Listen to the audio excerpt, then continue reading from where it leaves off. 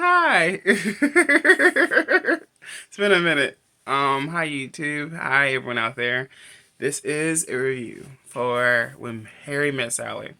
All month long. Oh, first of all, my bad. Hey to all you out there. It's me, Jermaine Callando, back with y'all. Another thing again. I've been on the podcast thing. It's called The Moments with two E's with Jermaine Callando. That's me. So I've been doing YouTube in that manner where I was like, let me give y'all a podcast. I'll have a second one up within a few weeks. Totally different concept called Pop Day. And as an intro, I'm doing a lot of stuff because I'm going full on digital. That means I'm doing a lot of stuff that's going to be all me based and all creativity. So I thought November would be the perfect month to do movie reviews of rom-coms because technically November is a big month of like cuffing season, cuddling, and watching a lot of comfort movies. One of the comfort movies that I think people always talk about is When Harry Met Sally. So I never seen it before, which is funny because I've seen parts of it, and there's the iconic scene of when she fakes the orgasm. That's the thing. So, first and foremost, When Harry Met Sally stars Meg Ryan and Billy Crystal. And I will say this, Billy Crystal, for most of this movie, was sexy. Meg Ryan was iconically beautiful the whole time, too. They met in a very young place. I'm getting used to this. It has been so long, I don't know where my stand is, y'all. So, bear with me. I'm trying my best to do it like old school style, like Studio A, Studio B.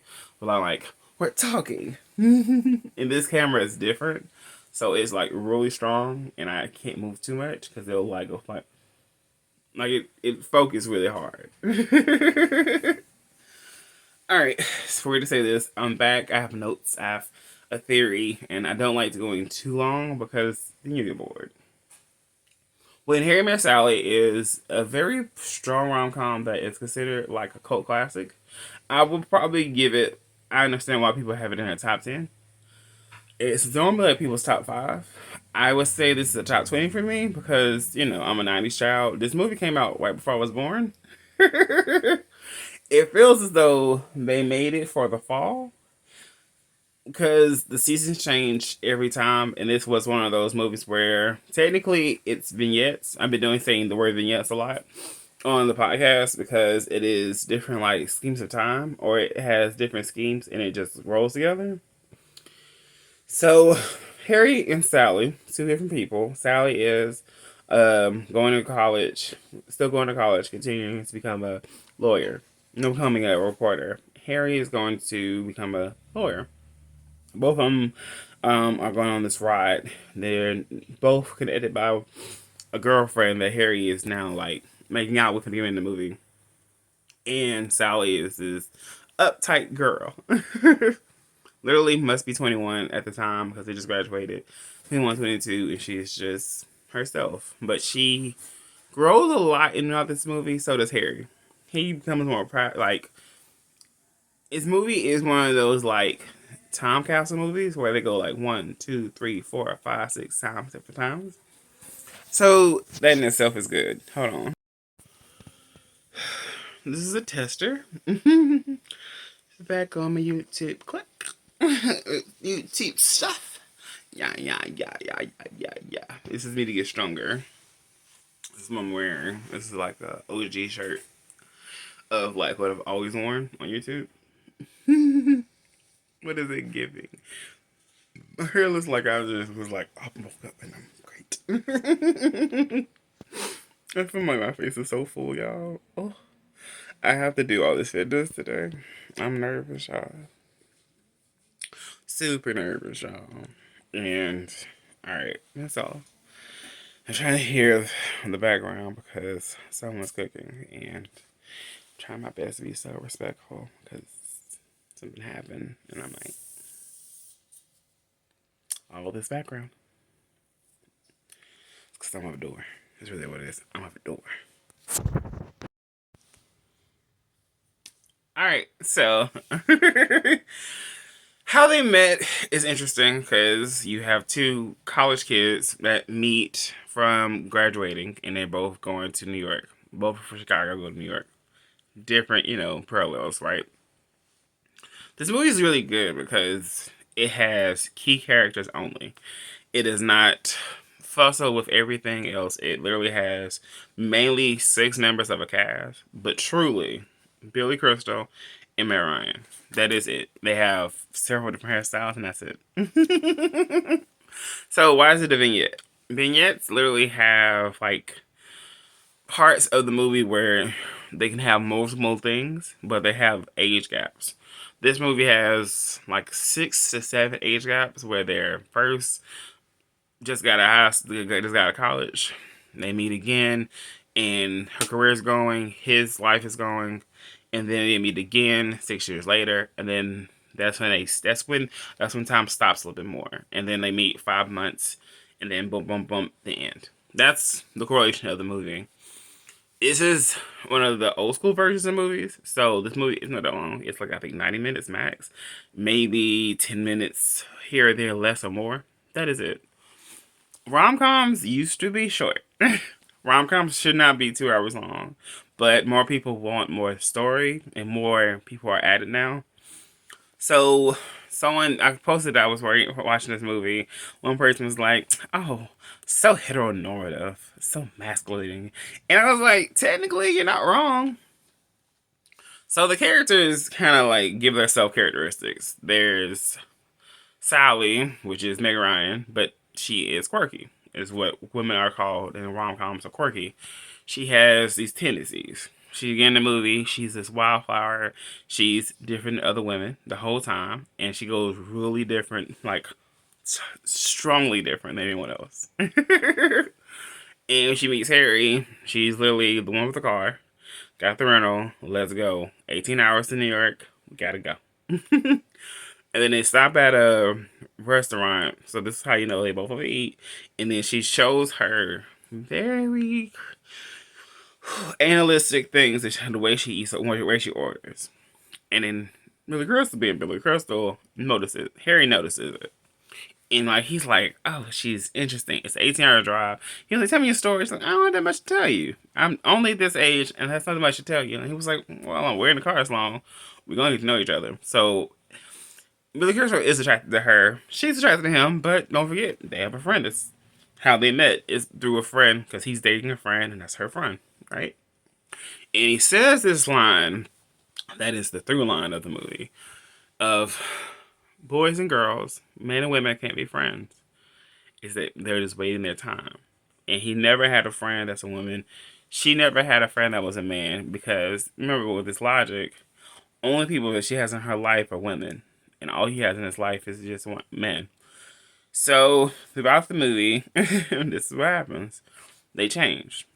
They meet. The last time you see each other when they meet in New York, that's it. They drive off. They won't talk again, and then Harry approaches her the second time and the third time. So the first time their meeting is a mutual, and she interrupts this whole makeout scene. And the second time they're at this airport, and this guy is kissing her and everything like that. Mary was like, "Oh, y'all gonna get married?" She was like, "What? Why? What would we get married? We just met. It was only been a month. We're not getting married, okay? We're not getting married, okay, Harry? We're not getting married." And we're talking about this on the airport. Now they're already more vulnerable with each other in that way because they've both let go of the guard of being interested in each other in that manner because they met through a friend. At this time, Harry is engaged. So he's engaged. And literally, he's engaged. He's in law school. He met someone around the same year. So literally, it seems like they went from 22 to 28. So he can be like more presentable, like impressive. And she's more progressive. She's now a reporter. She writes and everything like that. She's a reporter. And he is now the full blown lawyer that you wanted him to be. It's a thing. You gotta give them like they gotta have some oomph about yourself. When in rom com movies, most people have to seem presentable, but also they have to seem with it. You get what I'm saying? It's a thing. It's a thing. It's a thing. It's a thing. It's a thing.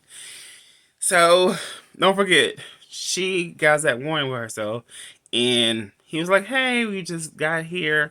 You don't know where they are." They go from the airport and they meet on the airport and everything like that because they have this great conversation. They have this instant energy with each other, And then she's like, you know, Harry, I don't think you like. I can't stand you. Okay, I can't stand you. And then at the airport, he's like, you want to go for dinner? And she was like, no. He's like, oh, because you're testing me. And she was like, no, that's not why. And then that was it. So one also part about this that's so sweet is that they allow these little stories of families of these two couples. They have like multiple couples throughout the course of the movie that shows their love. Now, I promise you, some of the stories you're like, what? That happened? And y'all forgot love? And that's the truth. Love is unbounding in that manner where you don't really understand all this stuff. Like, this is a real couple's lives. They got married. They've been married for like 25 years or more. A lot of them married for a long time. Some married very young.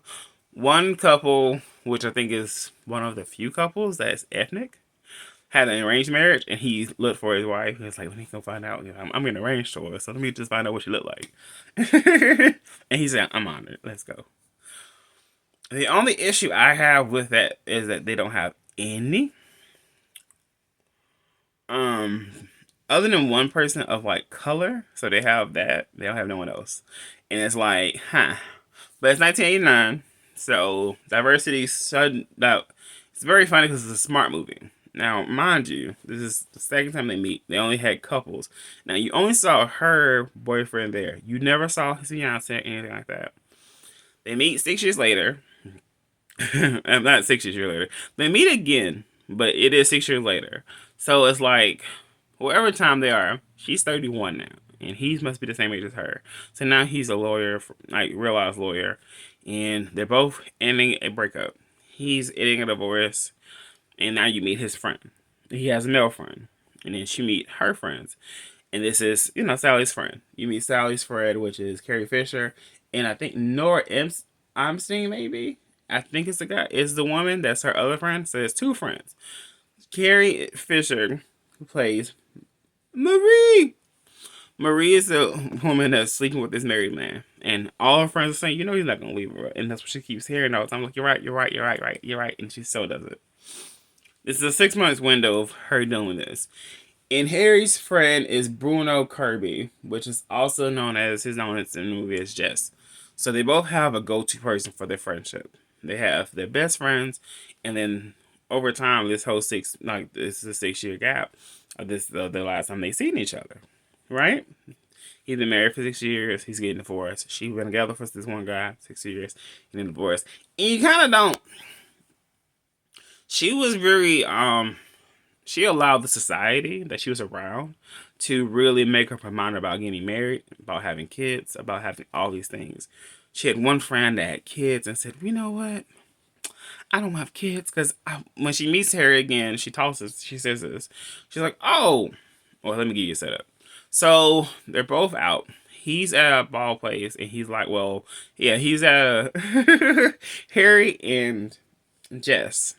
Harry and Jess are at a baseball field and they're at this game and they go up and down about him getting divorced, up and down divorce. And when I say for a setup, idea, and punt, it was beautiful.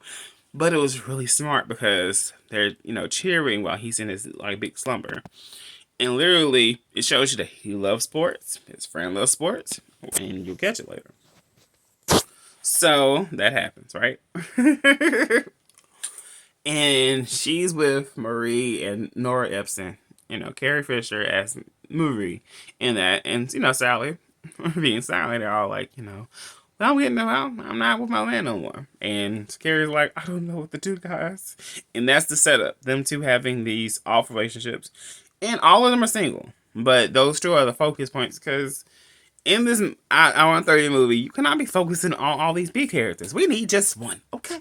Carrie Fisher is the more interesting one. She was married to him. She's sleeping with a married man. Salacious, you know? Literally speaking, so they go. So her and Carrie Fisher, or no, her, Sally and Marie, Sally and Marie are going to this place where they're going to this bookshop, and they're looking at his books, and there goes Harry again. He's like, "Oh, it's her." Ooh, and that's the thing you notice. He's fully attracted to this woman, and he really is putting in the effort. Sally is very like heartbroken. He's heartbroken too. Two different reasons why they're heartbroken, but they're, heartbroken. So it's the truth is they're heartbroken. It's okay. It happens, They meet, and he was like, "Can I take you out for dinner?" And boom, that's what happens. They have this connection. Their past is different because he doesn't really tell her the full truth of like what happened with his ex wife. He tells her over time. You notice it because she's protective of him, and she tells him, "Hey, he was not the one." Because a lot of things he didn't do with her that he did with another woman after her, which is the goal. They deal with a lot of turmoil in this movie, but it's still like friendship though. There's a song called "Boys and Girls Can't Be Friends," and it's so real good. It's a good song. It's by Alabama Shakes. Boys and girls, why can't we be friends? And throughout this, so what happens is literally this is what happens. They're both getting up the breakup, and they're doing all these things with each other. And they're like, "We're healing. Let's go on dates." So she goes on a date. He goes on a date. And then, like, it was bad, but he had sex. He ain't playing these games. This is Billy Crystal in the 90s. He has his beard. He was sexy. Literally speaking, Meg Ryan is really hot the whole movie. She gets hotter from, like, being this timid girl to, like, having her own, like, woman side of herself. She's in her 30s most of the rest of the movie as well. That helps you a lot to like clue into who this Meg Ryan person is in this character, who Sally is. Sally. Harry. And she really loves Harry because he has all these, viewpoints. He has so many strong viewpoints that is really different because he's a defining man. Her last guy, indifferent. She'll tell him something. She's like, "Well, this is true, but this is the thing. This is the thing." He's a guy.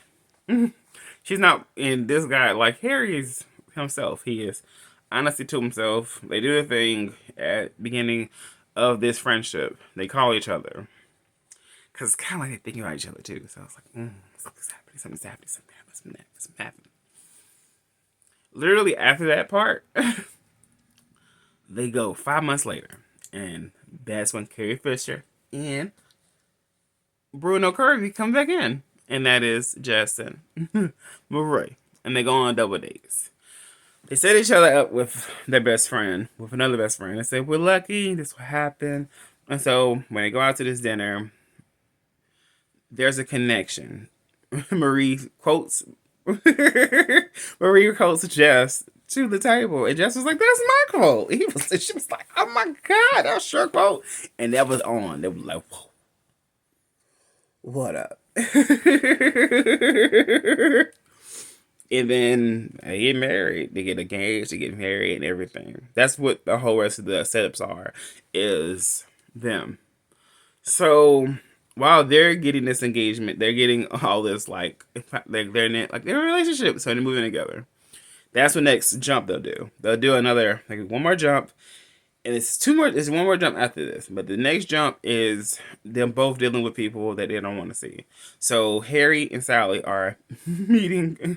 They're doing this like let's shop for them, and they see this karaoke machine. Well, not live. It's adorable. So they're singing a song and everything, and then he sees his ex-wife for the first time, and then we get the instructions of this woman. Baby, she's cute. And she's really attractive. She's with her next abode, her future husband, her now husband probably. This has been a few minutes, and this is who she left him for. This is the truth. The whole setup, if you listen back to the baseball field, he's in love with his ex-wife. He's in love with her. He didn't see no blinders, anything like that. She broke his heart. Sally's heart was broken as well, but it's different to break some people's heart than others. Like she has problems as well, and then this right here hurts him so much. They see each other and they're like, "Let's give him this gift," and they do. They bring this big old flower pot to them to bring new love because they're moving in together. And then Jess and Marie are arguing about this very ugly furniture, but it was like, oh, it was a plot point. And then because couples do get in arguments, it's realistic. And basically, that's what happens. And then Harry was like, you know what? We argue like this. You know what happens? Like, what happens? You argue like this? You get divorced in 6 years. And then so I was like, Harry, no, right? Harry, no. So that's what happens. And later on that night, so Harry does confront Sally actually at that point, at the outside, away from the friends. And he was like, you know, I'm at least emotional about my ex-wife. Why aren't you emotional about the person you used to be with? Why are you not emotional about that? And she's like, I get emotional, I get sad, I get everything. I just don't feel like I should do that right now. I don't get it. And there goes it all. They're still friends, but they still have this like look of tension because they realize a part of each other is like a little annoying about each other. They knew it the whole time. They knew it the whole time. He calls her out about being anal, and she talks him about being kind of like closed minded sometimes. That's the gist of that. So the next time you see them is at this dinner party where it's all of them together. Now Sally has a new beau, and so does Harry. Harry a beau makes pies, and she's a pilot. Yeah, she makes pies professionally. And Sally's a beau took her and the friends to, as you guessed it, a baseball game. He was like, I went. She doesn't like baseball. Why would he take her there of all places? He doesn't know her, and she's doing the same thing to him. He doesn't even like cake. He doesn't even like pie. He doesn't even like sweets. I was like, well, that's the thing. So that happened, and hold on. So, so they're both arguing about like who each other's like dates are and everything, and that's what happens. Next time you see them both, Sally is crying. And she's calling out to Harry. She didn't call about her boat, she called out to Harry. Right? So that's what happens. And that's what happens. And then with Sally crying hysterically and being very emotional, it happened. They had sex. And it was good. Hallie's like, oh, I needed that. And that's what happens is that she needed it and everything like that happened. It's so sweet and it was so nice and it happened. But also it happened. So their friendship is all based on them never trying to do that one proportion of things. They're not supposed to make out. They're not supposed to have sex. They're just supposed to be just friends. They were both good friends, and it happened. And then he leaves the next day, and it's different because he leaves. All right. Okay. Last take. All right. So they have sex, as we said before, and things don't last because the night after our realization between friends is not easy for anyone. Let's be honest, that's the truth. But it's different because they're each other's best friend, right? And then he's sorry for her because he was like, well, I don't know. And she feels shitty because it happened. And they're both trying to say it because they made it at dinner. They both call each other his best friend, Jess and Marie. They both call each other, call them up and be like, all right, what do we do? What do we do? What do we do? What do we do? What do we do? What do we do? And then you don't know what to do. So, this is the last.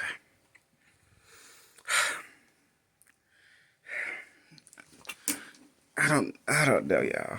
It's very funny because I'm like, I gotta watch another movie after this, and I'm not doing this like how who I've seen do it, and I'm trying my best to be like, shout out to Maddie Rance, shout out to Bunny Blue, shout out to Alexander Rogers.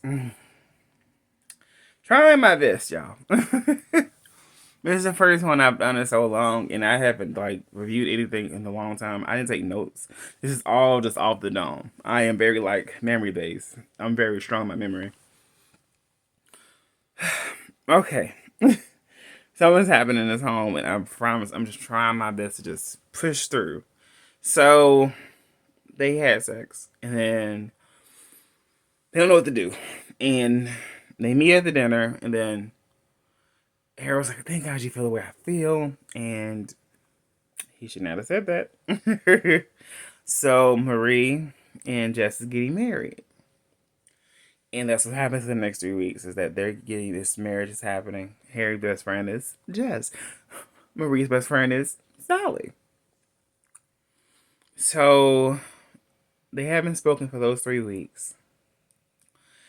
And he was like, can you over and everything like that? And then she just says the word F you, which means there's so much other stuff, so many feelings she has, everything that happens. And so it meant something to me, and it meant something to both of them, truly, that they had sex.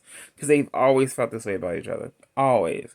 There was a moment that she was going to be with him, and then that was the same thing with her. They both felt this way because she was like, I made love to you. I didn't have no sex. I made love to you. You know, Sally's different. Hair's like, we had sex. What we doing? So now they're both together and everything like that. They died together. So that happens. The FU happened. Ooh, the anger occurred. And now he's fully remorseful. Now he's calling her time and time again, time and time again, time and time again. And then she answers the phone finally because she's like, I'm going to be doing this thing. She's like, I don't want to see you tonight. I'm going to be going out. And so she goes out. And she's with all these couples and everything like that. Another through line is New Year's Eve. So they kind of kiss just a little bit before. And this time she feels all alone. She's doing all his Christmas stuff alone. She's like, she feels the impact. They both feel the impact of not having their friend. Now the end is great. Because so she's about to leave, and then he comes up and shows up at the New York party, the New Year's Eve party in New York City, and so it's lit. He goes and sees her, and they have this moment. I want to quote this in because you have to watch the end because it's really good. And she's like, "See, Harry, it's just when I'm about to hate you, you make me not hate you." And then they kiss, and then as with the vignettes, these little pieces of things, they literally like are the end talking about something. Well, we met. This is how we met, and we've been together for this long. We're having kids. We got married, and everything like that. And that's the end of the movie. Got through it, y'all. I hope y'all can subscribe and everything else. Listen to the podcast and everything else. I'm Jermaine Callando on all platforms, and that's all. Bye, y'all.